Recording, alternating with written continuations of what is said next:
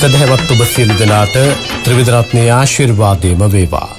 අද විවේකයේ ඉරිදා දවසේ සියල් සිත් නිවී සනහාලමින් ලක්හඬ සිත නිවෙන බුදුබණ සුමధుර ධර්මානුශාසනාව ශ්‍රවණය කරන්නට අපි සූදානම් වන මොහොත.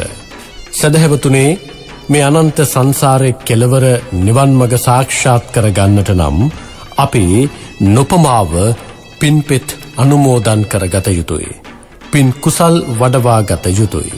අපි මේ සූදානම් වෙන්නේ ඒ වෙනුවෙන් ඔබට මඟ විවර කරමින් සුමధుර ධර්මානුශාසනාවක් ශ්‍රවණය කරන්නට අවස්ථාව ලබා දෙන්න.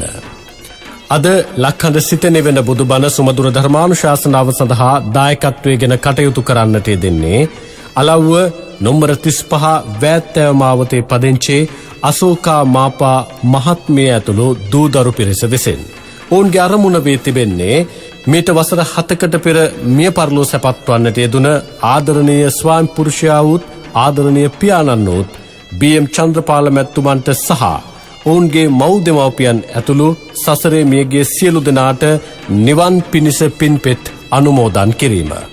එවැගේම කොරෝනා වෛරසෙන් පීඩා විඳින සියලු දෙනාට නිරෝගී සම්පන්නිය ප්‍රාර්ථනා කිරීමත් එමගින් මියගේ සියලු දෙනාට පින්පෙත් අනුමෝදන් කිරීමත් තවත් එක් අරමුණක්ව තිබෙනවා.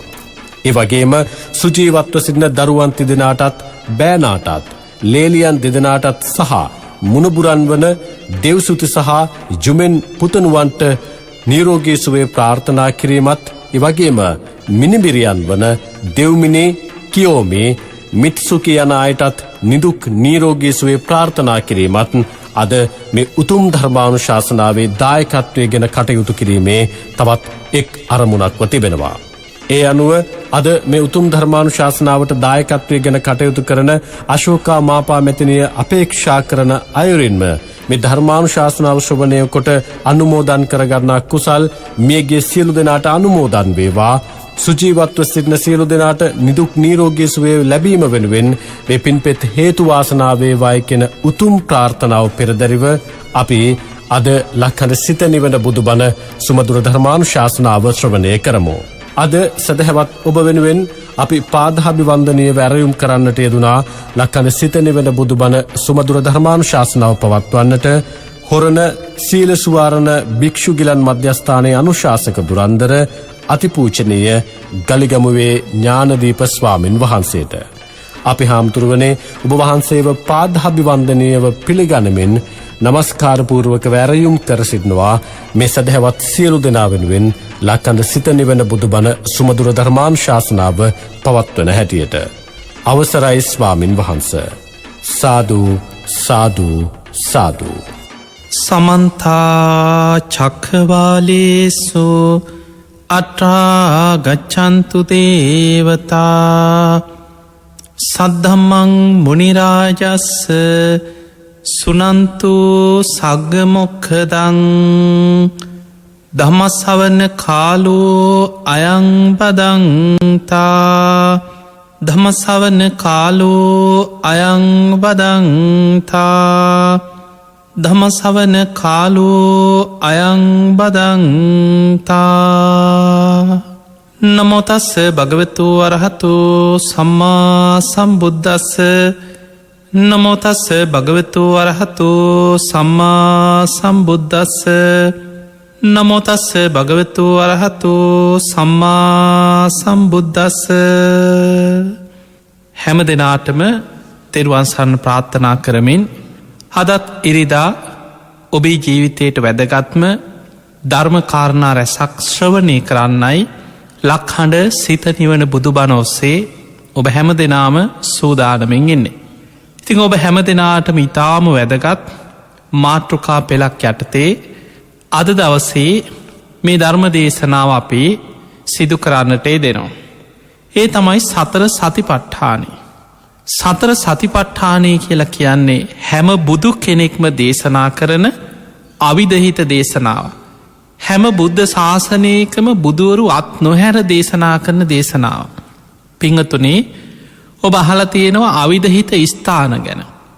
සියලු බුදුරජාණන් වහන්සේලා පරිහරණය කරන අත් නොහැර සේවනය කරන ස්ථාන. ඒ තමයි හැම බුදු කෙනෙක්ම සම්බුද්ධත්වයට පත්වෙන්නේ බුද්ධගයා වජිරාසන මූලෙමයි. ඒ භූමිය බුදුවරු අනුව වෙනස් වෙන්නේ නෑ කියලා සඳහන් වෙනවා. හැම බුදු කෙනෙක් වෙනුවෙන්ම ඒ ස්ථානයේම සකස් වෙනවා. ඒ භූමියෙන්මයි බෝ අංකුරේ පහළ වෙන්නේ බෝසතාණන් වහන්සේ මව්කුසින් බිහිවෙන මොහොතෙම. ඊළඟට හැම බුදුරජාණන් වහන්සේ නමක්ම ප්‍රථම ධර්ම දේශනාව සිදු කරන්නේ අවිධහිත දේශනාව. ඒ දේශනාව සිදු කරන්නෙත් අවිධහිත පුණ්‍ය භූමියක් මත වැඩ සිටිමින්. අද අපි දඹදිව ඉසිපතන මිගදාය කියලා හඳුන්වන භූමිය හැම බුදු කෙනෙක්ම ප්‍රථම ධර්ම දේශනාව සිදු කරපු භූමිය. ඊළඟට සියලු බුදුරජාණන් වහන්සේලා දිවිය ලෝකෙට වැඩම කරලා අභිධර්ම දේශනාව සිදු කරලා දෙව්ලොවින් මනුලොවට වැඩම කරන්නේ ලෝක විවරණ මහා ප්‍රාතිහාරයක් සිදු කරගෙන. ඒ වැඩම කරලා සිරිපතුල තබන්නේ එකම තැනක. අද අපි හඳුන්වන්නේ සංකස්ස භූමිය කියලා. ඒ දඹදිව සංකස්ස පුණ්‍ය භූමිය. බුදුවරු අනුව වෙනස් නොවෙන භූමියක් අවිධහිත තැන.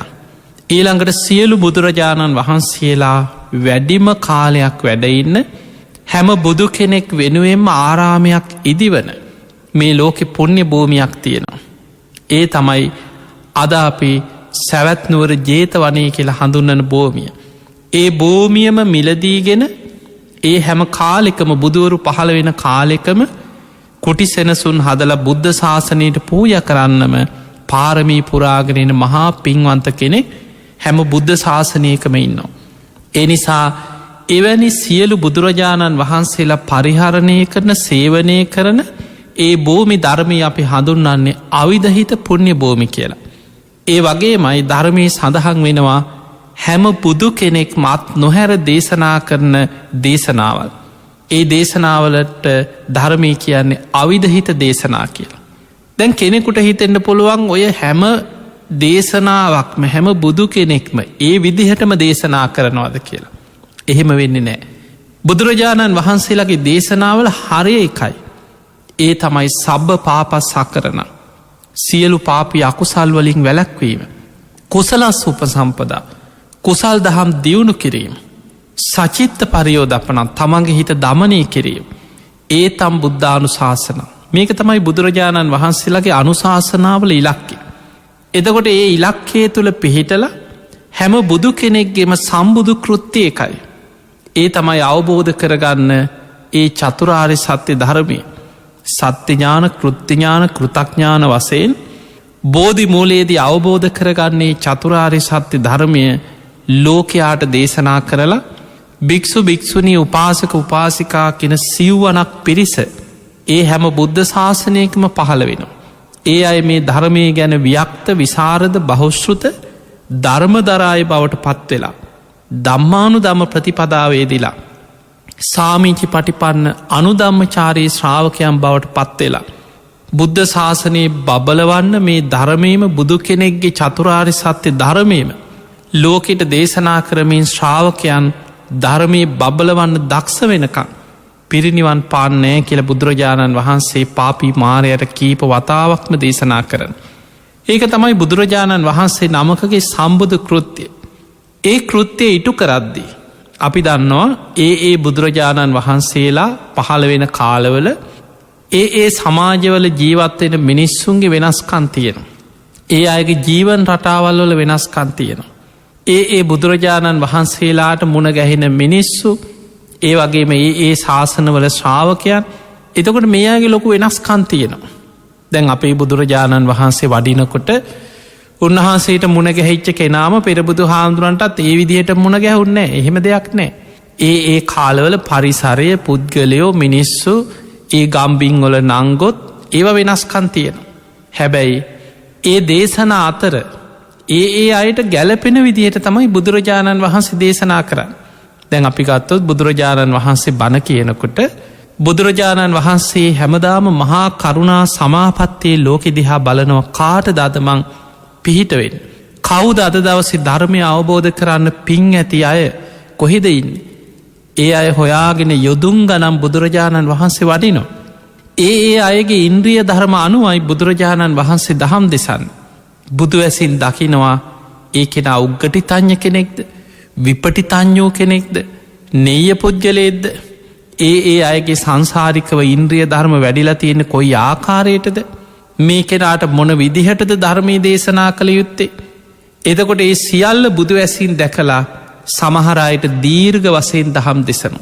සමහරයට කෙටියෙන් හකුලෝල දහම් දෙසනු. සමහරයට උපමා උපමේ ඇසුරෙන් දහම් දෙසනු. සමහරයට බුදුරජාණන් වහන්සේ අයගෙන්ම ප්‍රශ්න කරමින් ඒකට කෙන පටිපුච්ච ව්‍යාකරණය පඤ්ඥා කියල. ඒ අයගෙන් පෙරලා ප්‍රශ්න කරමින් ඒ අයි තුළින්ම ධර්මකාරණා ඒ අයට වැටහෙන ආකාරයට බුදුරජාණන් වහන්සේ දහම් දෙසනු. එදකොට මේ වගේ බුදුරජාණන් වහන්සේලා ධර්ම දේශනා කරද්දි. හැම බුදු කෙනෙක්ම හැම බුද්ධ ශාසනයකම අත් නොහැර දේශනා කරන දේශනා කීපයක් තියෙන. ඒ විදිහටම හැම බුද්ධ ශාසනයක මේ දේශනාව ඒ විදිහටම දේශනා වෙන. අන්න එවැනි දේශනාවක් තමයි සතර සතිපට්ඨාන දේශනාව. එනිසා පිංහතුනේ මේ දේශනාව ඉතාම වැදගත්. අපි මේ දේශනාව ආරම්භීම ඔබට සිහිපත් කරනවා. මේ ඉරිදා උදෑසන ලක්හඬ ගුවන් විදිලි ඔස්සේ සිදු කරන මේ ධර්ම දේශනා පෙළ ඔබ හොඳට පිළිවලට ශ්‍රවණය කරන්න. ඔබට පුළුවන්නන් ඒ අවශ්‍ය ධර්ම කාරණා සටහන් කරගන්න එක්කො පටිගත කරලා හරි ඔබ තියාගන්න නැවත නැවත ශ්‍රවණය කරන්න. ඔබ කවදා හෝ සසර නිවන් දකින්න වීරිය වඩද්දි. ඔබ භාවනාව ආරම්භ කරන්න උත්සාහගත්ති. කොහොමහරි සසරෙන් මිදෙන්න ඕනෑ කියලා උත්සාහයක් ගන්නකොට ඔබට මේ දේශන පෙළ ඉතාම වැදගත්වෙන. පිංහතුනේ සතර සතිපට්ඨානි. සතර කියල කියන්නේ කාරණා හතරක්. කායානු පස්සනා වේදනානු පස්සනා චිත්තානු පස්සනා ධම්මානු පස්සනා කියන මේ කරුණු හතර. සති කියන්නේ සිහිය පට්ඨානය කියන්නේ පිහිටවන. එහෙමනම් කායානු පස්සනාව තුළ සිහිය පිහිටවීම. වේදනානු පස්සනාව ඔස්සේ සිහිය පිහිටවීම. චිත්තානු පස්සනාව ඔස්සේ සිහිය පිහිටවීම. ධම්මානු පස්සනාව ඔස්සේ සිහිය පිහිටවීම. මෙන්න මේ ආකාර හතරකින් සිහිය පිහිටවලා සිහිය දියුණු කරගන්න ක්‍රමය තමයි සතර සතිපට්ඨානය තුළ සඳහන් වෙන්. මේ සතර සතිපට්ඨානි බුද්ධ ශාසනයේ පුරාම ධර්මාවබෝධය පිණිස බොහෝ තැන්වල යෙදෙනවා. එක නමින් යෙදෙනවා සිහිය ගැන. තැන් අපි ගත්තෝ සතර සතිපට්ඨානි කියල කතා කරන්නේ මේ සතර සතිපට්ඨානය අපි කතා කරන ටික. ඊළඟට සති ඉන්ද්‍රිය පංච ඉන්ද්‍රිය ධර්මයන් තුළ සති ඉන්ද්‍රිය එතන කතා කරන්නේ සතර සතිපට්ඨානය ගැනමයි. සති බලං කියනවා. පංච බලධර්මවල සති බලය ගැන අපි කතා කරන. ඒ කතා කරන්නේ සතර සතිපට්ඨානය ගැනමයි. ඒ වගේම සප්ත බොජ්ජංග ධර්මවල සති සම්බොජ්ජංගය කියල කතා කරන. ඒ කතා කරන්නෙත් මේ සතර සතිපට්ඨානය ගැනමයි. ඊළඟට ආර්යෂ්ඨානික මාර්ගය තුළ සම්මා සතිය කියල කතා කරන්නෙත් මේ සතර සතිපට්ඨානයමයි. එතකොට අපිට සම්මා සතිය සති සම්බොජ්ජන්ගේ සති බලය සති ඉන්ද්‍රිය සතර සතිපට්ඨානය මේ මොන විදිහට කතා කරත්. අපේ සිහිය දියුණු කර ගැනීම පිණිස බුදුරජාණන් වහන්සේ පෙන්නපු වැඩ පිළිවෙල. පිංහතුනි මේ සිහිය දියුණු වෙනවා කියලා කියන්නේ. සිහිය මත තමයි සියලු ගුණධර්ම වඩන්නතිය. බුදුරජාණන් වහන්සේ උපදන්නවා බුදුරජාණන් වහන්සේ දේශනා කරනවා මනෝ පුම්බංගමාදම්ම. මේ හැම දේකටම හැම ධර්මයකටම මුල්ලෙන්නේ මනස. මනෝ සෙට්හා මනෝමය මනසමයි මේකට මුල්ලෙන්. ඒ මනස මුල් කරගෙන යමක් අපි හිතනවාද කියනවාද කරනවාද. මතකතියාගන්න චේතනා පහල කරලා තමයි අපි හිතන්නේ. මනස මුල්ලෙලා තමයි අපි යමක් කතා කරන්න. අපි හිතෙන් හිතල එකට ධර්මය කියනවා හිත ඇතුළේ විතක්ක විචාර කියලා අපි කතා කරන්න පෙර හිත ඇතුළේ චේතනා සකස් වෙන. ඊළඟට අපි යමක් කරනකොට මේ ඉබේ කෙරෙනවා නෙමේ. අපි හිතල චේතනා පහල කරලා තමයි යමක් කරන්න. එහෙමනම් අපි හිතන කියන කරන මේ සිතකය වචනය මෙහෙවන්නේ චේතනාවක් එක් කර්මයක් එක් මනස තමයි මේ හැමදේට මුල්ලෙන්. ඒ මනසට තියෙන රැකවරණය තමයි සතර සතිපට්ඨාන. එහෙමනම් අපේ ජීවිතේ මේ හැමදේටම මුල්වෙන්නේ මනස. ඒ මනසට තියෙන රැකවරණය සිහිය. දැන් අපි මේ විදිහට තේරුම් ගත්තොත් ඔබට හොඳට තේරුම් ගන්න පුළුවන්. ධර්මය සඳහන් වෙනවා උන්නාභ කියල බමුණෙක් දවසක් බුදුරජාණන් වහන්සේ මුණ ගැහිලා මෙන්න මෙහෙම ප්‍රශ්නයක් අහනව බුදුරජාණන් වහන්සේගේ. සාමීනී භාග්‍යතුන් වහන්ස එකිනෙකට වෙන වෙනම ගෝචර විෂයන් නැති පංච ඉන්ද්‍රයන්ට පිළිසරණ මොකක්ද කියලා හෝ. ඔන්න ඔබ හොඳට ප්‍රශ්නය තේරුම් ගන්න එකිනෙකට වෙන වෙනම ගෝචර විෂයන් නැති පංච ඉන්ද්‍රියන්ට පිළිසරණ මොකක්ද? පංච ඉන්ද්‍රියන්. එතන කතා කරේ ඇස, කන, නාසය, දිව, කය කියන මේ ඉන්ද්‍රියන් පහ ගැන. එතකොට අපිට මේ ඉන්ද්‍රියන් පහ තියෙනවා එකින් එකට වෙන වෙනම ගෝචර විෂයන් තියෙන. ඇහැට ගෝචර වෙන්නේ රූප, කනට ගෝචර වෙන්නේ ශබ්ද, නාසයට ගෝචර වෙන්නේ ගඳ සුවඳ, දිවට ගෝචර වෙන්නේ රස, කයට ගෝචර වෙන්නේ පහස. එතකොට එකින් එකට වෙන වෙනම ගෝචර විෂයන් තියෙන. මේ පහට තියෙන පිළිසරණ මොකක්ද කියලා බුදුරජාණන් වහන්සේගෙන් අහන. බුදුරජාණන් වහන්සේ වදාළ උන්නාභ, ඔහුගේ නම තමයි උන්නාභ. උන්නාභ එකිනෙකට වෙන වෙනම ගෝචර විෂයන් තියෙන පංච ඉන්ද්‍රියන්ට පිළිසරණ මනසයිකි. දැන් ඔන්න ඔබ හොඳට ඒක තේරුම් ගන්න. එහෙනම් ඇසට පිළිසරණ වෙන්නේ මනස, කනට පිළිසරණ වෙන්නේ මනස, නාසයට පිළිසරණ වෙන්නේ මනස, දිව මනස පිළිසරණ කරගෙන පවතින්, කය මනස පිළිසරණ කරගෙන පවතින්. ඒකට හේතු ඒක මේ වගේ. ඒ කියන්නේ ධර්මයේ සඳහන් වෙනවා පංච ඉන්ද්‍රියයන්ගෙන් ගන්න අරමුණු මනස අනුභව කරනවා කියලා තව තැනක සඳහන් වෙනවා. ඒ කියන්නේ ඔබ ඇහෙන් දකින දේ මනසේ තැම්පත් වෙනවා. කනෙන් අහන දේවල් සියල්ල මනසේ තැම්පත් වෙනවා. නාසයට දැනිච්ච දේවල් මනසේ තැම්පත් වෙනවා. ඊළඟට ඔබ කාපු වීපු දේවල්, විඳපු දේවල්, මේ කයෙන් පහස විඳ මේ ඔක්කොම මනසේ තැම්පත් වෙනවා. ඒ මනසේ අරමුණු අනුභව කරගන්න නිසා තමයි මේ පංච ඉන්ද්‍රියන් මනස පිළිසරණ කරගෙන පවතින නිසා තමයි ඔබ ඇහෙන් දැකපු දේ ඔබට අවුරුදු ගානකට පස්සේ හරි සිහි කරන්න පුළුවන්. එදා මං ඕක දැක්කා. එදා ඕක ඔය විදිහට නෙමෙයි, මෙන්න මෙහෙමයි. ඒ කාලේ මේ වගේ. දැන් යා වෙනස් වෙලා. ඉස්සර මෙහි හරි ලස්සනයි. එතකොට අපි ඒ දැකපු දේවල් ගැන එහෙම කතා කරන. ඉස්සර ඒ වගේ දැන් වෙනස් වෙලා. ඒ දවස්වල බොහොම ලස්සනයි, දැන් කැත වෙලා.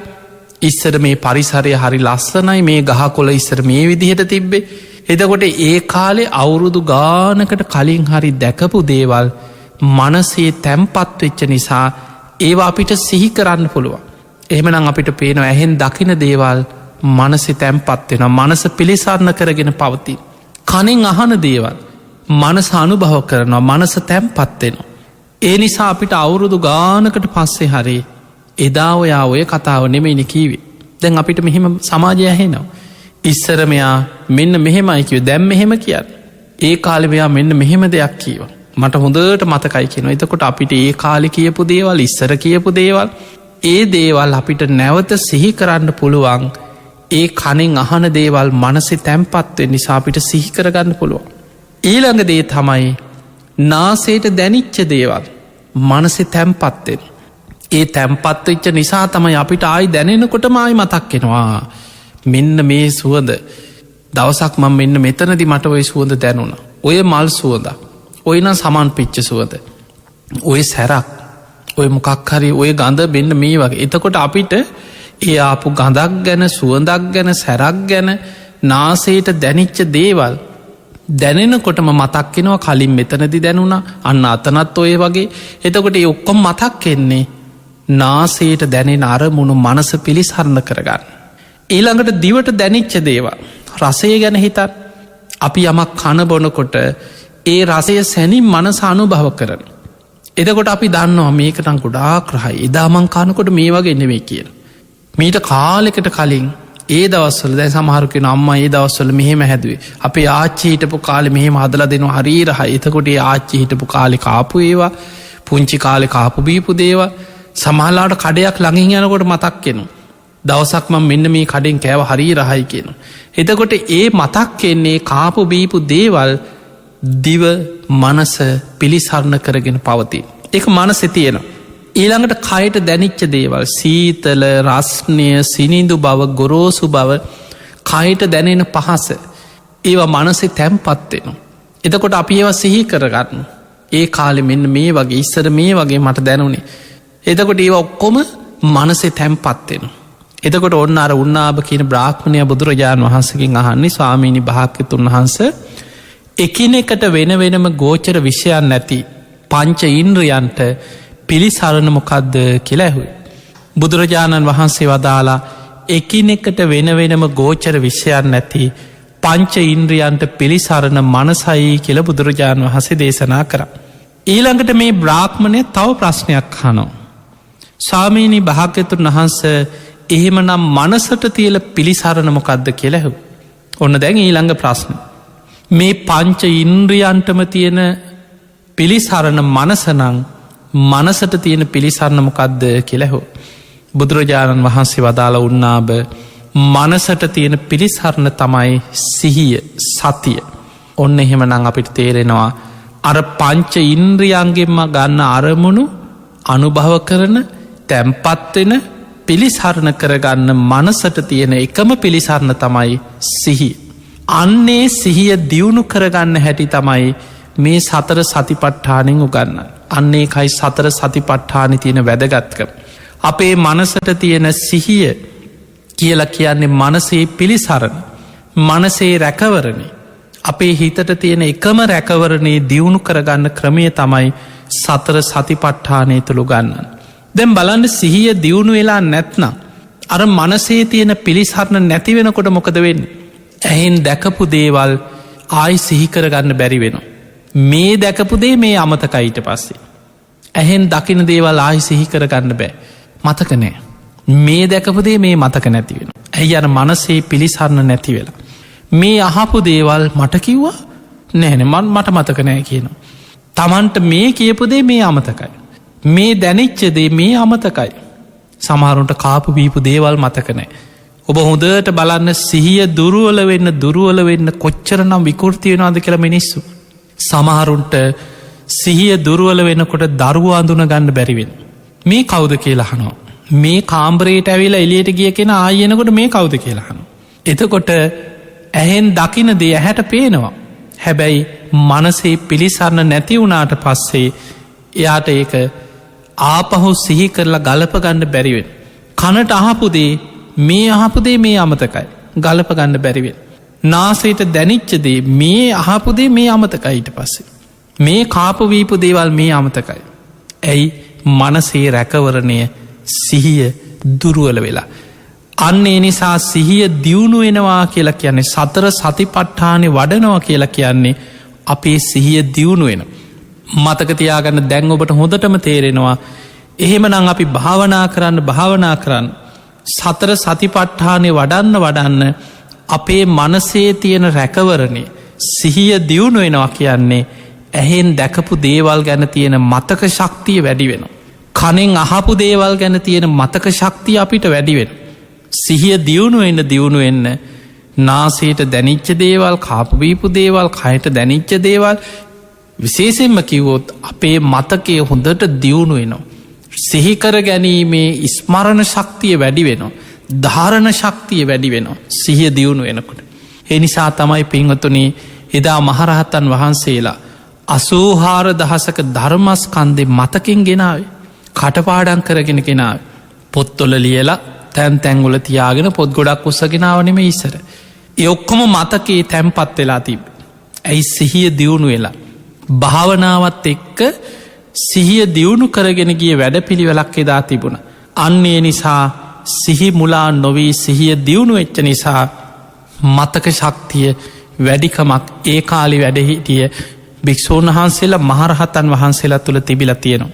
පිංහතුනි ජීවිතයක තියෙන අවාසනාවන්තම සිදුවීමක් තමයි සිහිමුලාවීම. සමහරයි ඉන්නවා තරුණ කාලෙ හොඳට ඉගෙන ගන්න. හොඳ මතක ශක්තියක් තියෙනවා. හොඳට සමාජය තුළ වැඩ කරනවා දියුණු වෙනවා ඉගෙන ගන්නවා. මැදි වයසට යනකොට බොහොම වගකීමෙන් දරුවන් ගැන පවුල්වල ඥාතීන් ගැන රස්සා කරන තැන් ගැන ව්‍යාපාර ගැන ජීවිතය හොඳට සැලසුම් කරලා ඒ හැම දෙයක් ගැනම බුද්ධිමත්ත කටයුතු කරන. හැබැයි සිහිය දියුණු නොකිරීමේ ප්‍රතිඵලය හැටියට. මේ සතර සතිපට්ඨානෙ වඩලනෑ භාවනා කරලනෑ. කාලයක් යනකොට වයිසට යන්න ටික ඊට පස්සේ සිහිය දුරුවලවෙන්න පටන්ගන්න.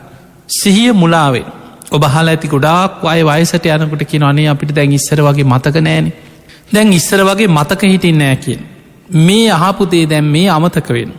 මේ කියපු දේවල් දැන් මේ අමතකයි.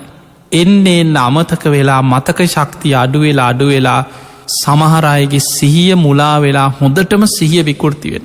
එහෙම සිහිය විකෘති වුණාට පස්සේ සමහරු නොකන දේවලුත් කනෝ.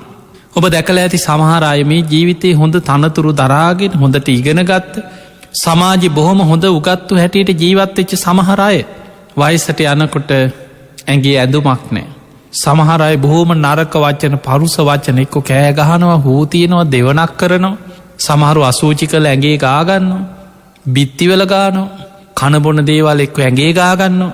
එතකොට මේ මට්ටමට පිංහතුනි මේ මට්ටමට කෙනෙක්ගේ ජීවිතයේ අර මතකය කියන එක දුරුවල වෙලා යන්න පුළුවන් සිහිය දුරුවල වෙලා යන්නට පුළුවන්. අපි බලමු මේ සතර සතිපට්ඨාන දේශනාව බුදුරජාණන් වහන්සේ දේශනා කරපු එදා කාලි ඒ පරිසරය තුළ මිනිස්සු කොච්චරනම් මේ දේශනාව තමන්ගේ ජීවිතයේ ප්‍රයෝජනයට ගත්තද කියලා.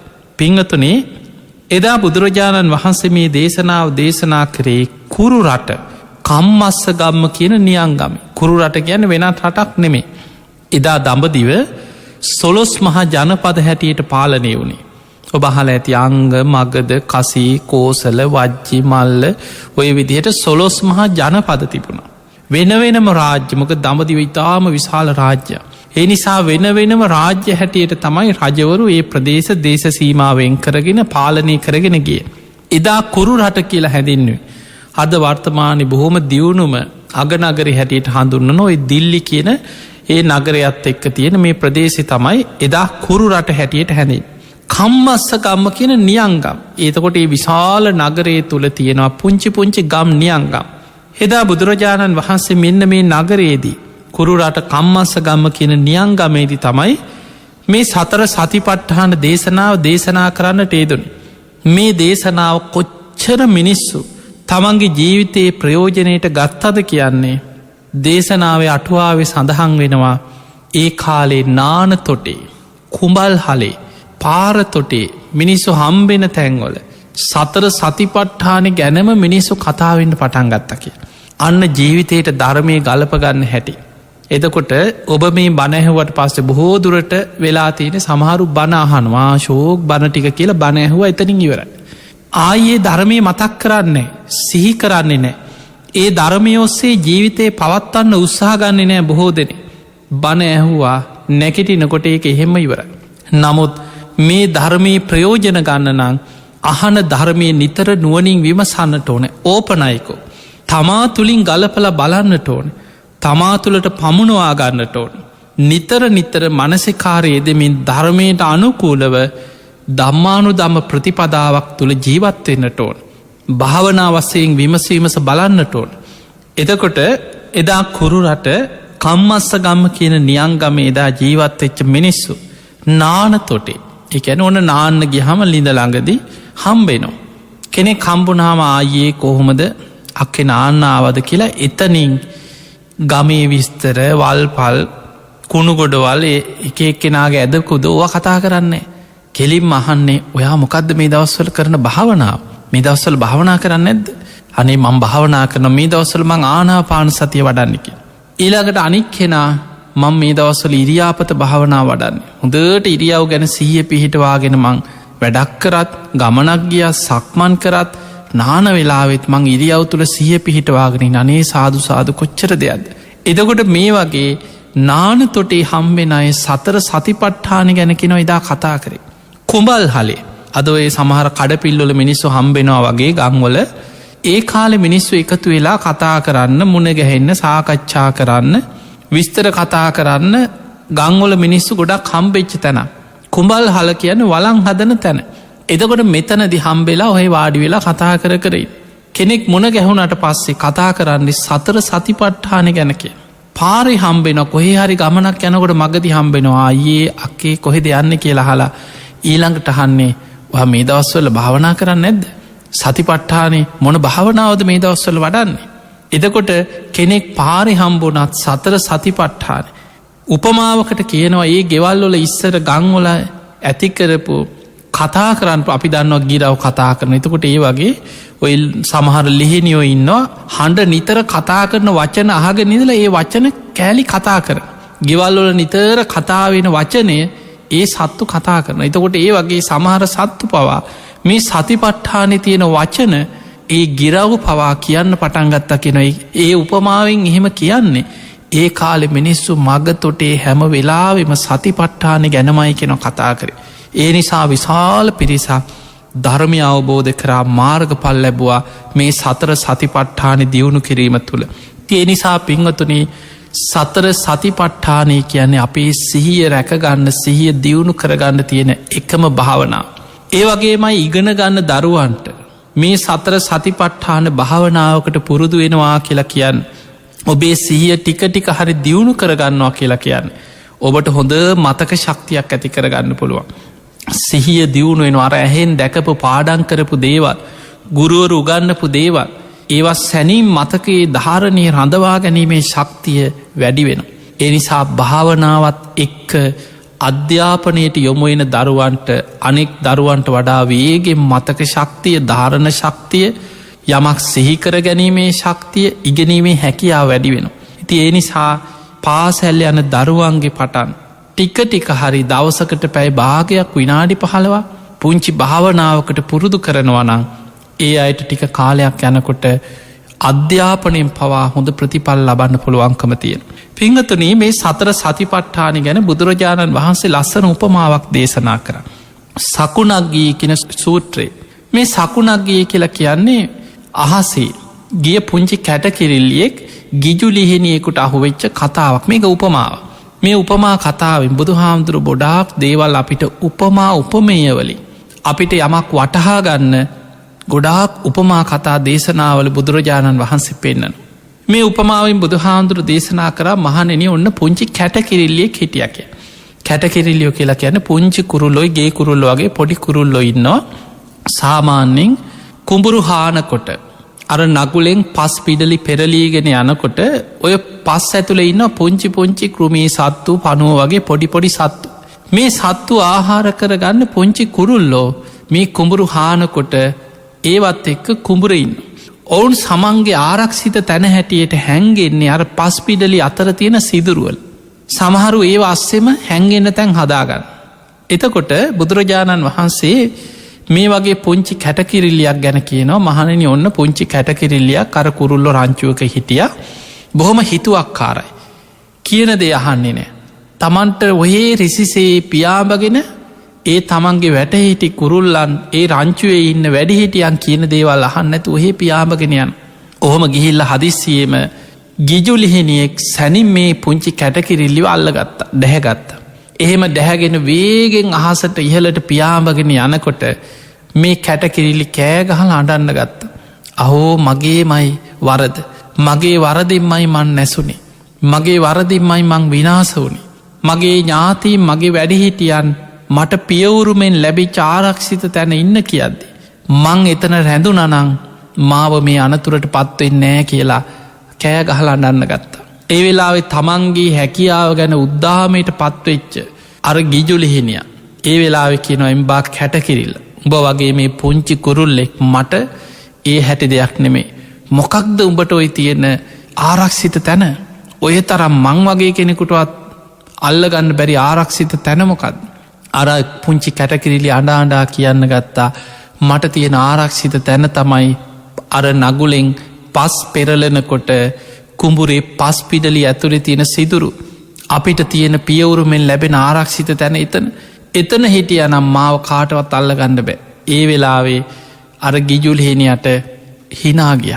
උපහසයට වගේ අපහස විදිහට හිනා වෙලා ඔහු ඒ වෙලාවේ අතහැරි අතහැරල කිව්වා එම්බා කැටකිල්ල පුළුවන්නන් ගිහිල මගෙන් බේරිය. බෝ වගේ පුංචි කුරුල්ලෙක් මට ඒ හැටි දෙයක් නෙමෙයි. පුළුවන්නන් ගිහිම් බේරියන් මං බෝ අල්ලගන්නවා කිව. ඒ වෙලා අර පුංචි කැටකිරිල්ලි පහලට වේගෙන් ඇවිල්ල පස්පිඩැල්ලක් උඩ හිටගත්. හිටගෙන කෑගහල කීවා දැම්මං ඉන්න ආරක්ෂිත තැන පුළුවන්නන් ඇවිල්ල මා වල්ල ගනින් කිය. අර ගිජුලිහිනි අත්තට විහිදවාගෙන වේගෙන් පල්ලෙහාටාව කැටකිරිල්ලිව සැනින් දැහැගෙනයන්. හැබැයි පස්පිඩැල්ල ළඟට වේගෙන් එනකොටම මේ පුංචි කැටකිරිල්ලි සැනින් පස්පිඩැල්ලෙ සිදුරක් අස්සට රිංගගත්ත. අර වේගෙන් ආපු ගිජුලිහෙනයට වේගේ පාලනය කරගන්න බැරුව පස්පිඩැල්ලෙ වැදිලා ඔහු එහෙම මරණයට පත්වෙන. මේක උපමාව. එතකොට මේ උපමා කතාව බුදුරජාණන් වහන්සේ මේ කතන්දරේ මේ උපමාව කියලා භික්‍ෂූන් වහන්සේලාට කියනවා මහණෙනි මෙන්න මේ වගේ තමයි සතර සතිපට්ඨානෙන් ලැබෙන රැකවරණය. තථාගතයන් වහන්සේ නැමති පියවුරුමෙන් ශ්‍රාවකයන්ට භික්ෂු භික්ෂුණී උපාසක උපාසිකාවන්ට ලැබෙන දායාදයක් ආරක්ෂිත තැනක් තියෙනවා. අර ගිජුලේනියා වගේ තමයි මාරයා නුබවලාව ඩැහැගණ්ඩ බලාගෙන ඉන්නේ. මාර වසගේට ගණ්ඩ බලාගෙන ඉන්නේ. ඒ මාර වසගේන ආරක්ෂා වෙලා රැකිලා තමන්ට ආරක්ෂාවෙන්න තියෙන ආරක්ෂිත තැන තමයි සතර සතිපට්ඨාන. සතර සතිපට්ඨානෙන් තමන් ආරක්ෂා වුණේ නැත්නම් මාරයාට නුඹලව ගොදුරක් වෙන්න පුළුවන්. අර ගිජුලිහිනිය ගොදුරු කරගත්තා පුංචි කැටකිරිල්ලි තමන්ගේ ආරක්ෂිත තැන රැඳෙන් නැතු ඔහේ පියාමගෙන ගිය නිසා. ඒ නිසා ඇහැට පේන කෙලෙස් සහිත අරමුණු ඔස්සේම හිත දුවන්න ගත්තු. කනට ඇහෙන කෙලෙස් සහිත අරමුණු ඔස්සේ පංචකාමයන් ඔස්සේ කෙලෙස් තුළ දුවන්න ගත්තොත් නුඹලාව මාරයාගේ ගොදුරක් බවට පත්වෙන. මහනෙනේ සතර සතිපට්ඨානෙ වඩන්න සතර සතිපට්ඨානෙ තුළ හිත රැකගන්න. නුඹලට පියවුරුමෙන් ලැබෙන ආරක්ෂිත තැන මාරයාට ගොදුරක් නොවෙන මාර වසගේ නිදහස් වෙන තමන්ට තියෙන ආරක්ෂිතම තැන තමයි සතර සතිපට්ඨානය කියල බුදුරජාණන් වහන්සේ දේශනා කර. ඒ නිසා පිංහතුනි මේ සතර සතිපට්ඨානේ අද මේ පළවෙනි දේශනාවෙන් ඔබට සතර සතිපට්ඨානේ වටිනාකම ඒ ගැන සම්පූර්ණ සරල දැනුමක් ඔබට ඇති කරලා දෙන්න යදාපි උත්සාහ කරන්න. ඉදිරි දේශනාවල අපි එකින් එක ආනාපාන සතිය වඩන්නේ කොහොමද? ඉරියාපත භාවනාව වඩන්නේ කොහොමද? පිළිකුල් භාවනාව කායගතා සතිය වඩන්නේ කොහොමද? ධාතු මනසිකාරය වඩන්නේ කොහොමද? නවසීවතික භාවනාව වඩන්නේ කොහොමද? එකින් එක අපි ඔබට තේරුම් ගණ්ඩ පුළුවන් හැටියට විස්තර කරමින් සතර සතිපට්ඨාන ගැන දේශන පෙළක් ඉදිරියට අපි ඔබට කරන. මේ සතර සතිපට්ඨාන දේශනාව බුදුහාන්දුරුව පටන් ගන්න මේ විදිහට. එදා බුදුරජාණන් වහන්සේ මේ දේශනාව ආරම්භ කරද්දි මුලින්ම දේශනා කරේ ඒකායනු අයම් භික්කවේ මග්ගෝ. මහනෙනේ එකම මාර්ගයක් තියෙන. ඒකායනු අයම් භික්කවේ එකම මාර්ගයක් තියෙන. සත්තානං විසුද්ධිය මේ කෙලෙස්වලින් වැහිලා අපිරිසිදු වෙලා ඉන්න සත්වයන්ගේ හිත් කෙලෙසුන්ගෙන් පිරිසිදු කරගන්න. සෝක පරිද්ධවානන් සමතික්කමයි. සෝක වැලපීම් වලින් නිදහස්වෙන්න. දුක්ක දෝමනස්සානං අත්හංගමයි. කායික මානසික දුක්දොම්නස් වලින් නිදහස්වෙන්න. නිබ්බානස්ස සච්චි කිරියාය නිවන සාක්ෂාත් කරගන්න එකම මාර්ගයක් තියෙන. ඒ දම ඒ යදිදන් චත්තාරෝ සතිපට්ඨාන. ඒ තමයි සතර සතිපට්ඨානය කියල තමයි බුදුරජාණන් වහන්සේ මේ දේශනාව ආරම්භ කරන්නට ඉදුන්. එහෙමනා සතර සතිපට්ඨාන දේශනාව බුදුරජාණන් වහන්සේ හඳුන්නල දෙන්නෙම ඒකායනු අයම් භික්කවේ මග්ගෝ. මේ තමයි නිවනට තියෙන එකම මාර්ගය. සත්තානං විසුද්ධිය සත්‍යයන්ගේ හිත් කෙලෙසුන්ගෙන් පිරිසිදු කරගන්න. කෙලෙස්වලින් රාග දේශ මෝහාදී කෙලෙසුන්ගෙන් අපිරිසිදු වෙලා තියෙන හිත් කෙලෙසුන්ගෙන් පිරිසිදු කරගන්න. සෝක වැලපීම්වලින් නිදහස්වෙන්.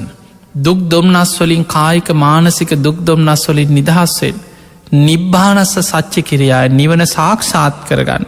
තියෙන එකම මාර්ගයේ සතර සතිපට්ඨාන හැටියටයි බුදුරජාණන් වහන්සේ දේශනා කරේ.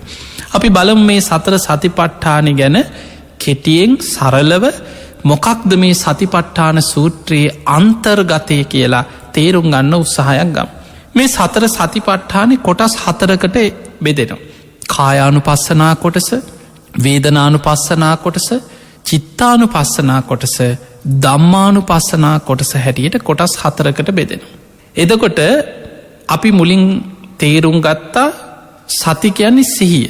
සිහිය පිහිටවලා සිහිය දියුණු කරගන්න ක්‍රම තමයි මේ කොටස් 4ෙම තිය. කායානු පස්සනාව කියන්නේ කය මුල් කරගෙන සිහිය පිහිටවල සිහිය දියුණු කරගන්නාව භාවනා ක්‍රම කීපයක්ම තියෙන. කය කියලා කියන්නේ සතර මහා ධාතුන්ගෙන් හටගත්ත මේ රූපකය. අපි මේකට ධර්මී කෙන රූපය කියල. බුදුරජාණන් වහන්සේ රූපය විස්තර කරේ මහනෙනේ කණු 4ක් හිටවල වරිච්චි බැඳලා උළුවස්සක් ජනේලයක් තියලා මැටි ගහලා වහලයක් සෙවිල්ලලා ඊට පස්සේ කොලාතුවලින් හරි පොල්ලතුවලින් හරි වහලේ වහලා ඔක්කෝම ඉවර වුණාට පස්සේ අපි මේකට කියන්නේ ගේ කියල. හැබැයි අපි කලින් කියන්නේ ලී කෑලි මැටි ඔය පොල්ලතු අපි එක වචන දුන්නට මේ ඔක්කොම එකතුනාට පස්සේ අපි කියනවා ගේ කියලා. ඒ වගේ තමයි ඇට සැකිල්ලක් මස්ලේවලින් වැහිලා නහරවැල්ලොලින් එතිලා හමකින් වැැහුණට පස්සේ අපි කියනවා රූපය කියල. එදකොට මේක ඇතුළෙ තියෙන්නේ සතර මහා ධාතුන්ගෙන් හටගත් පටවිධාතු කොටස් ගොඩක් දිය වෙලා වැගිරිලා යන ආපෝධාතු කොටස් තේජෝ වායෝ කෙන සතර මහා ධාතුන්ගෙන් හටගත්ත රූපයක්. එතකොට මේ ඔක්කෝම කොටස් ටික එකතු වෙලා දෙතිස් කොනුප කොටස් හැටියට සතර මහා ධාතුම හැටියට ගත්තහම ධාතු කොටස් 42කට ධර්මය විස්තරවෙන. පටවිධාතු කොටස් 20ක් ආපෝධාතු කොටස් 12ක් තේජෝ උණුසුමට අයිති කොටස් 4ක් වායෝ හමාගෙන යන ස්වභාවයෙන් යුක්ත කොටස් 6ක්. එතකොට මේ ඔක්කෝම එකතු වුණාට පස්සේ අපි රූපය කියලා කියන. එතකොට මෙන්න මේ රූපයේ සතර මහා ධාතුන්ගෙන් හටගත්ත මේ ශරීරයේ මුල් කරගෙන අපි ඒක යථා ස්වභාවය විමසමින් ඒ රූපේම හිත පිහිටවල සිහිය පිහිටවල සිහිය දියුණු කරන්න පුළුවන් භාවනා ක්‍රම කීපයක් තියෙන. ඒ තමයි කායානුපස්සනා භාවන. එතකොට ආනාපාන සති කොටස කායානුපස්සනාව තියෙන මුල්ම භාවනාව තමයි ආනාපාන සතිය. ආනාපාන සතිය හුස්ම රැල්ල මුල් කරගෙන. එතනත් අර සතර මහා ධාතුන්ගෙන් වායෝ ධාතුවේ අස්වාස ප්‍රස්වාස වාතා. එහෙමනම් කයත් එක්කම මේ රූපයත් එක්කම බැඳිච්ච දෙයක් තමයි ආස්වාස ප්‍රස්වාස ශරීරයට පිටින් තියෙන එකක් නෙමේ. එනිසා ධර්මය හඳුන්වනවා කාය සංකාර කියලා. ආස්වාස ප්‍රස්වාස. මෙන්න මේ ආස්වාස ප්‍රස්වාස හුස්ම රැල්ල මුල් කරගෙන මේ හුස්ම රැල්ල අපේ කයත් එක්ක බැඳී පවතින ආකාරි හොඳට තේරුම් ගනිමින් හුස්ම රැල්ලේම හිත පිහිටවාගෙන ඒ තුළ හිත එකඟ කරගෙන හිත දියුණු කරගන්න භාවනා ක්‍රමයක් තියෙන. ඒ භාවනාවට තමයි අපි කියන්නේ ආනාපාන සති භාවනාව කියලා බොහෝම ප්‍රනීත භාවනාව. සියලු බුදුරජාණන් වහන්සේලා බුද්ධත්වයට පත්වෙන්න උපයෝගි කරගන්න වටිනාම භාවනාව ආනාපාන සති භාවනාව. ඊළඟට ඉරියාපත භාවනාව. අපේ ශරීරයේ ඉරියව් මේ සතර මහා ධාතුන්ගෙන් හටගත්ත මේ ශරීරයේ ඉරියව් තුළ හිත පිහිටවලා ඉරියව් වෙනස්වීම තුළ හොඳට සිහිය පිහිටවාගෙන සිහිය දියුණු කරගන්න භාවනාව. ඒකට අපි කෙනවා ඉරියාපත භාවනාව. අපි ඉඳගෙන ඉන්නකොට හිටගෙන ඉන්නකොට සක්මන් කරනකොට නිදාගන්න ඉරියව්වේද ඒ හැම ඉරියව්වකටම කය හසුරනකොට ඉරියව් වෙනස්වීම තුළ හිත පිහිටෝලා ඒ තුළ සිහිය දියුණු කරගන්න භාවනාව. ඒකට කෙනවා ඉරියාපත භාවනාව. ඊළඟට තවත් භාවනාවක් සම්පජන්‍ය. සම්පජන්‍ය භාවනාව කැන ඉරියාපත භාවනාවට වඩා තවත් දියුණු අවස්ථාව. අපේ ශරීරය හැම ඉරියව් වෙනස්වීමක්ම අපි වටපිට බලනකොට ආලෝකිතේ විලෝකිතේ. අතපය හසුරුවනකොට දිගාරන්නකොට හකුලනකොට සම්මින්ජිතය පසාරිත්. අපි ඉදිරියට යනකොට ආපහු හැරිලා එනකොට වටපිට බලනකොට ඉඳගන්නකොට හිටගන්නකොට යමක් කනකොට හපල කනකොට. අසිතේ පීතේ කායිතේ සාහිතය මේ හැම වෙලාවෙන්. නිදාගන්න ගියත් ඉඳගත්තත් ගතේ ටිතේ නිසින්නේ සුත්තේ ජාගරිතේ භාසිතේ හැම වෙලාවෙන් සම්පජානකාරී හෝති. හිතට මනසට ලාමක අකුසලයක් ඇතුල්වෙන්න ඉඩ දෙන්නේ නෑ කියන සම්පජන්නේ. හොඳට හිත රැකගෙන කෙලෙස් අරමුණු හිතට ඇතුල්වෙන්න ඉඩ නොදී ඉරියව් පවත්ව. අපේ ජීවිතය අපි එදිනෙදා සිදු කරන හැම ඉරියව් වෙනස්වීමක් තුළම හිත රැකගන්නවා මගේ හිතටනම් ලාමක අකුසලයකට රිංගන්න දෙන්න. ඇතුල්වෙන්න දෙන්නෑ කියලා හිත දියුණු කරගන්න භාවනා. ඒකට කියනවා සම්පජන්‍ය භාවනා. ඊළඟට අපි දන්නවා පිළිකුල් භාවනාව කියන. ඒකට තවත් වචන තියෙනවා කායගතා සති භාවනාව අසුභ භාවනාව. මේ ශරීරයේ සතර මහා ධාතුන්ගෙන් කොටස් දෙකක් ගන්න. පටවිධාතු කොටස් 20යි ආපෝධාතු කොටස් 12යි. අපි වටිකෙන දෙතිස් කුණුප කොටස්. මේ දෙතිස් කුණුප කොටස්වල එකින් එක ඒක යථාස භාවය විමස බලන. කෙස්වල රෝමකූපවල නියපොතු දත් සම මස් නහර එකින් එක විමස ඒවෑ යථාස භාවය මෙනෙහි කරමින් බලන භාවන. ඒකට කෙන කායගතා සති එමනත්තම් පිළිකුල් භාවනාව අසුභ භාවනාව මේ කය මුල් කරගෙනව තමයි දෙතිස් කුණප කොටස් වල යථාස භාවය මෙනෙහි කරලා ඒ තුළත් හිත දියුණු වෙනවා හිත වැඩෙන. ඊළඟ භාවනාව කායානු පස්සනාවේ ධාතු මනසිකාර භාවනාව. ධාතු මනසිකාරය අර රූපය හටගත්ත සතර මහා ධාතු වෙන වෙනම වෙන්කර කර බලන. අපි අර මුලින් කතා කර කණු හිටවල වරිච්චි බැඳලා එතකොට වහලයක් ගහල සම්පූර්ණ අපි ගේ කියන ඒ වගේ ඇට සැකිල්ලක් නහරවැල්ලොලින් ඉතිලා මස්ලේ තැවරිලා හමකින් වැැහුණට පස්සේ අපි රූපය කියලා කියෙන්. එතකොට මේ රූපය හටගත්ත මූලිකම සතර මහා ධාතු කොටස් පටවි ආපෝ තේජෝ වායෝ හැටියට ගත්තාම කොටස් 42ක් බුදු හාන්දුරුව අපිට පෙන්. පටවිධාතු පස්වෙලා යන ස්වභාවින් යුක්ත දේවල් 20ක්. දියවෙලා වැගිරිලා යන ස්වභාවින් යුක්ත දේවල් 12ක් ආපෝධාතු. උණුසුමට අයිති දේවල් තේජෝධාතු හමාගෙන යන දේවල් වායෝධාත. එතකොට මේ ඔක්කෝම ගත්ත හම 42ක් තියෙන. හැබැයි මතක තියාගන්න මේ හැම කොටසක්ම හැදෙන්නේ සතර මහා ධාතුන්ගේ මයි. හැබැයි ඒවැ පටවි ස්වභාවය වැඩිනම් අපි කෙන පටවිධාතු. ආපෝ ස්වභාවය වැඩිනම් ආපෝධාතු. තේජෝ ස්වභාවය වැඩිනම් තේජෝධාතු. එතකොට මේ සතර මහා ධාතුන්ගේ කය තුළ තියෙන සතර මහා ධාතු බාහිර සතර මහා ධාතු අනුව ගලපා බලමින් කරන භාවනාව. ඒකට කෙන ධාතු මනසිකාර භාවන. හොඳට හිත දියුණු වෙන භාවනාව. ඊළඟට කෙනෙක් මැරුණට පස්සේ අපේ ශරීරයක් කුණුවවී පොළොවටම පස්වෙලා යන තැන දක්වාම අවස්ථා 9ක් අරගෙන. ඒ අවස්ථා 9 තුළම අපේ ශරීරය අනුව ගලපනවා. කෙනෙක් මිය ගිහිල්ල දවස් 3-4ක් යනකොට ශරීරයට වෙනදේ. මගේ ශරීරයටත් ඔය ඉර නම්මයි. කෙනෙක් මිය ගිහිල්ලා සතියක් ඉතර යනකොට ශරීරයට වෙනදේ. මගේ ශරීරයත් මැරුණට පස්සේ සතියක් වගේ යනකොට ඔය දේමයි.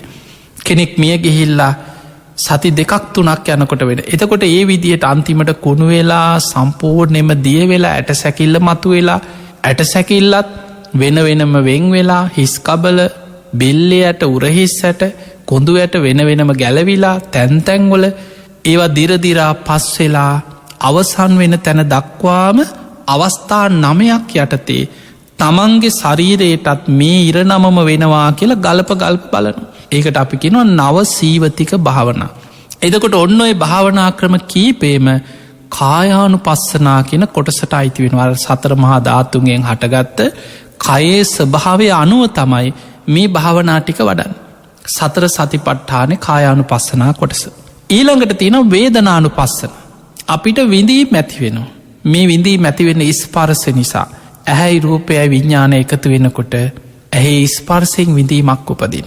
කනේ ස්පර්සිෙන් විඳීම ඇතිවෙන. නාසේ ස්පර්සිෙන් විඳීම ඇතිවෙන.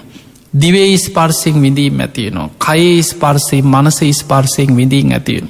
ඒ විඳීම සැපවිඳීම් දුක්විඳීම් දුක් සැප රහිත විඳීම හැටියට තුන් ආකාරයකට විඳීම අපි තුළ උපදින්. අන්නේ විඳීම හටගන්න ආකාරය. ස්පර්සයෙන් හටගන්න විඳීම ස්පර්ස වෙනස් වෙනකොට වෙනස් වෙන ආකාරය. හොඳට තේරුම් ගනිමින් ඒ වේදනාව තුළ හිත පිහිටවාගෙන හිත වඩන භාවනා ක්‍රමය. ඒකට කෙන වේදනානු පස්සනා සතිපට්ඨාන අපි කැඹුරින් ඉස්සරහට කතා කරන. ඊළඟට තවත් ක්‍රමයක් තමයි චිත්තානු පස්සනා. අපේ හිත මේ හිතට එන හැම සිතුවිල්ලක්ම හොඳ සිහියෙන් දකිනවා හිතේ හටගන්න සිතුවිලිවල ස්වභාව. සමහර වෙලාවට රාග සිතුවිලි වෙනවා. රාගංවා චිත්තන් රාගං චිත්තන්ති පජානාති. එතකොට රාග සිතුවිල්ලක් කියලා හොඳට හිතේ සිතුවිල්ල තේරුම් ගන්න. ඊළඟට වීතරාගී සිතුවිල්ලක්න.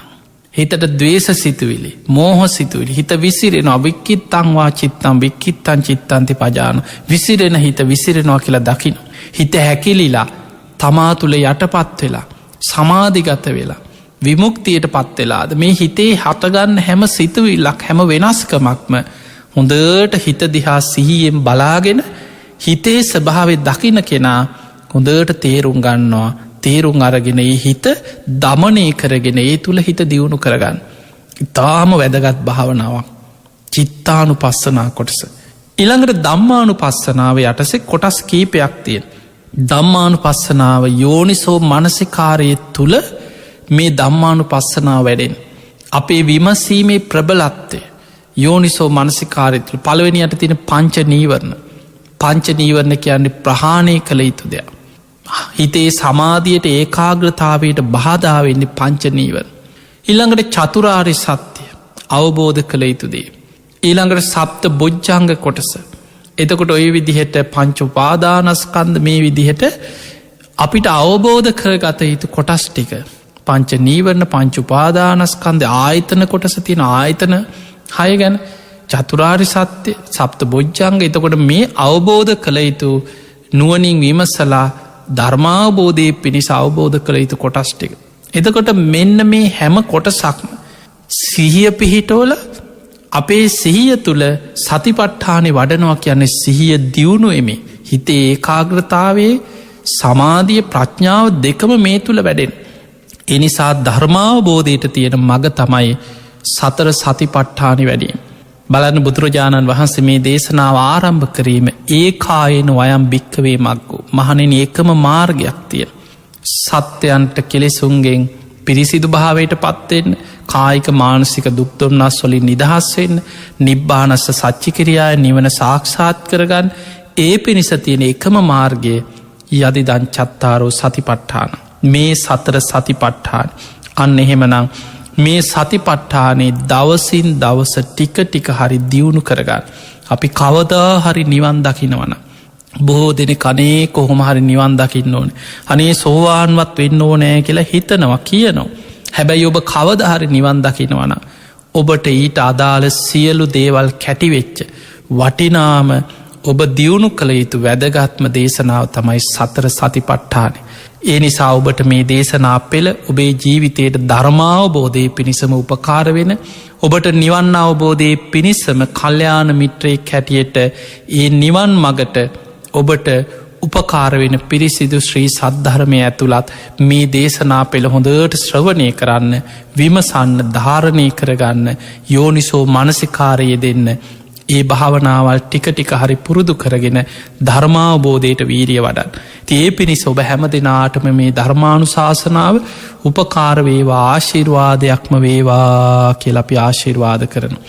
ආකා සට්ඨාච බුම්මට්ඨා දේවානාගා මහිද්දිකා පුඤ්ඤන්තං අනුමෝදිත්වා චිරන්රක්ඛන්තු ලෝක සාසනං ආකා සට්ඨාච බුම්මට්ඨා දේවානාගා මහිද්දිකා පුඤ්ඤන්තං අනුමෝදිත්වා චිරන්රක්ඛන්තු දේශනං ආකා සට්ඨාච බුම්මට්ඨා දේවානාගා මහිද්දිකා පුඤ්ඤන්තං අනුමෝදිත්වා චිරන්රක්ඛන්තු ත්වං සදා.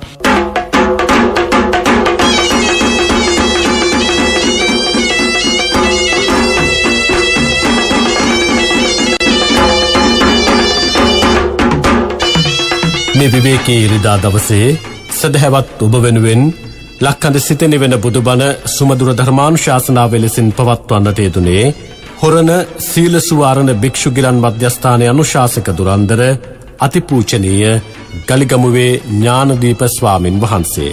අපේ හාමුදුරුවනේ ඔබ වහන්සේ සිදු කරන ආගමික ශාසනික සේවාවන් තව තවත් සිදු කරන්නට ත්‍රිවිධරත්නයේ ආශිර්වාදය ලැබේවායි සියලු දෙවියන්ගේ රැකවරණය ලැබේවායි සාදු සිත් පෙරදරිව ප්‍රාර්ථනා කරනවා. අවසරයි අපේ හාමුදුරුවනේ. සදහැවතුනේ ඔබ එලෙසින් ශ්‍රවණය කළ ලක්කඳ සිත නිවෙන බුදුබණ සුමදුර ධර්මානුශාසනාව සඳහා අද දායකත්වයේගෙන කටයුතු කරන්නට යෙදුනේ අලව්ව නොම්බර 35 වෑත්තෑව මාවතේ පදිංචි අශෝකා මාපා මහත්මිය ඇතුළු දූදරු පිරිස විසින්. ඔවුන්ගේ අරමුණ වී තිබුණේ මීට වසර 7කට පෙර මේ යන්නට යෙදුන බී.එම්. චන්ද්‍රපාල ආදරණීය ස්වාමි පුරුෂයාටත් ආදරණීය පියාණන්ටත් පින්පෙත් අනුමෝදන් කිරීම සහ ඔවුන්ගේ මව් දෙමව්පියන් ඇතුළු සසරේදී මියගිය සියලු ඥාති හිත මිත්‍රාදීන්ට නිවන් සුව